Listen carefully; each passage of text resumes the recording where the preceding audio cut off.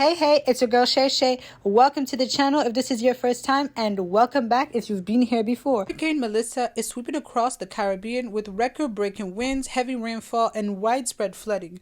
Communities are bracing for impact as emergency services scramble to respond. They were focusing on Jamaica, Haiti, as well as the other islands facing the most immediate danger. We'll look at how the storm is affecting people on the ground, the cultural as well as the economic impact, and how the wider Caribbean region is coping with Hurricane Melissa's reach. Hurricane Melissa made landfall in Jamaica as a catastrophic Category 5 storm with sustained winds reaching 300 kilometers an hour or 186 miles per hour, and storm surges up to 5.5 meters or 18 feet in some coastal areas. As of the time of recording, there have been 3 people who are confirmed by Jamaican authorities to have passed on, and several more are expected in the coming days as the country recovers from the damage. Infrastructure damage is sweeping and severe. Hospital, power plants, roads, bridges, and utility lines have all taken heavy hits, including also Sangster International Airport in Montego Bay. One official described the damage to public buildings as significant. Power outages have affected more than 500,000 people, with approximately 77% of households without electricity in some parishes. According to NK Research, models estimate direct economic impacts from damaged and destroyed buildings and infrastructure at between $6 billion and $10 billion.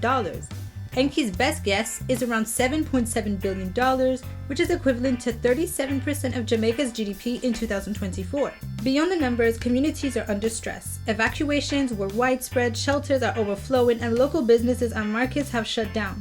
Cultural life, festivals, music events, tourism is on pause as the island reckons with the impact. Recovery will not be quick, and the level of structural damage suggests months and perhaps years of rebuilding ahead for Jamaica. Alright, so these are the trees. Get it. Wow. Okay.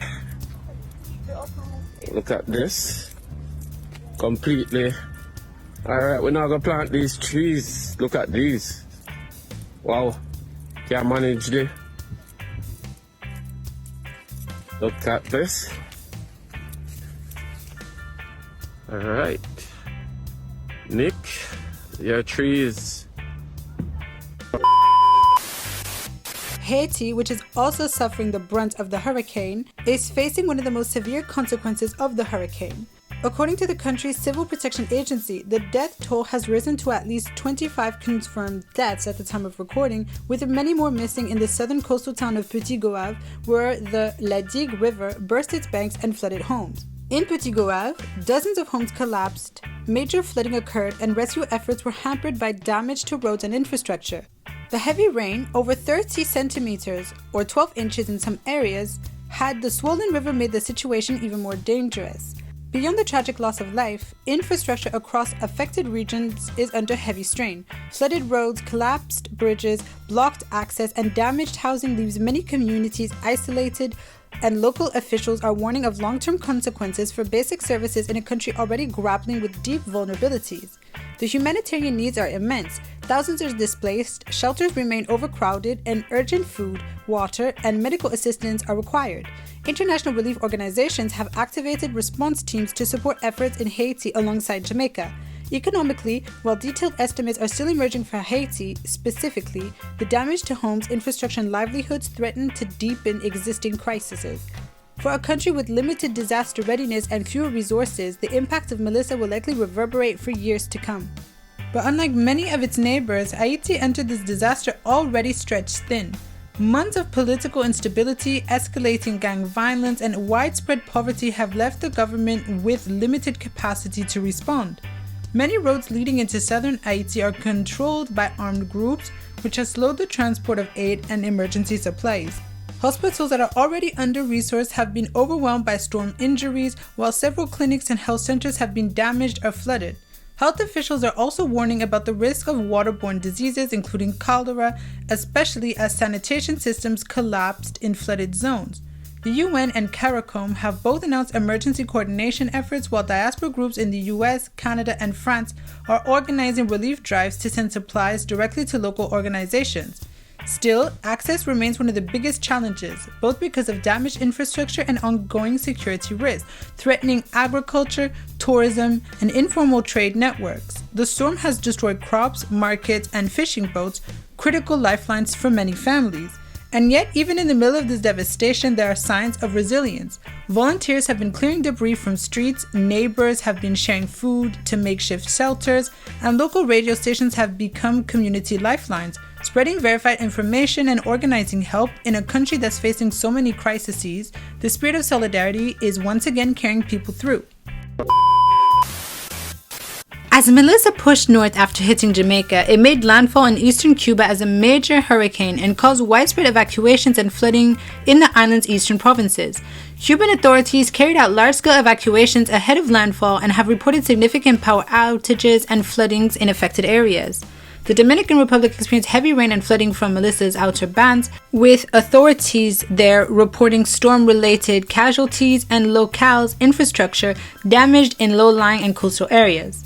The storm then tracked towards the southeastern Bahamas, where officials issued evacuations and warnings for dangerous storm surge and coastal floodings.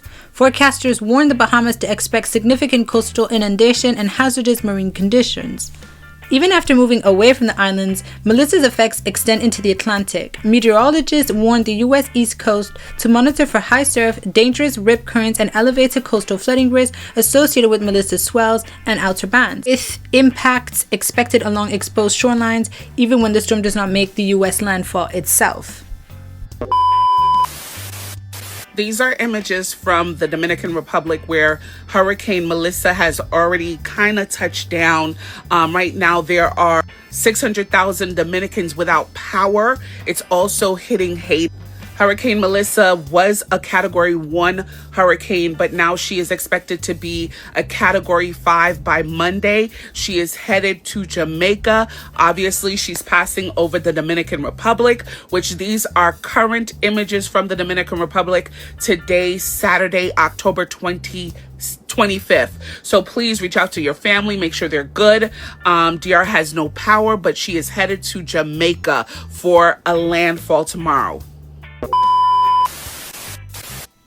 On a slightly more positive note, however, even in the midst of Hurricane Melissa's devastation, one thing remained unmistakable: the ability of people to find moments of joy and connection even in the hardest times.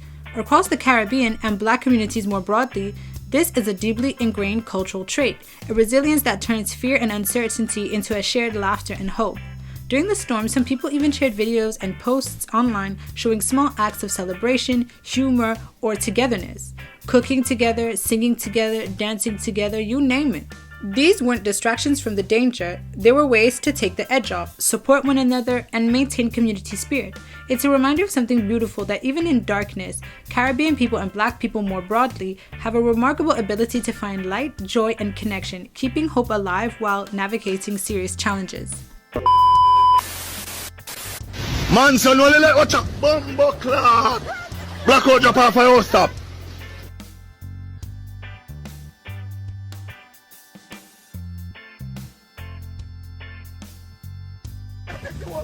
Lord God, look there.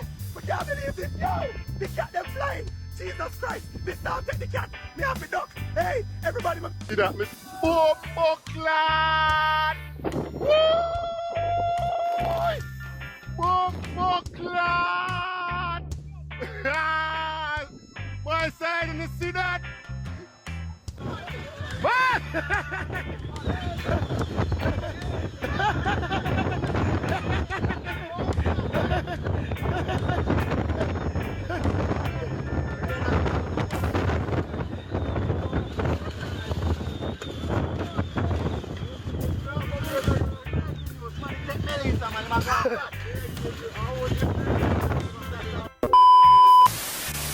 To conclude, I'd like to send prayers to the people of Jamaica and the people of Haiti, as well as all the other areas that have been affected by this natural catastrophe. I'm going to leave a link in the description for anybody who would like to donate through the World Relief Organization. And to anybody who is watching from one of the areas that has been hit by this hurricane, my thoughts are with you and I wish you nothing but the best. Thank you everyone for watching my video all the way to the end if you made it this far, and I'll catch you all in the next video. Bye.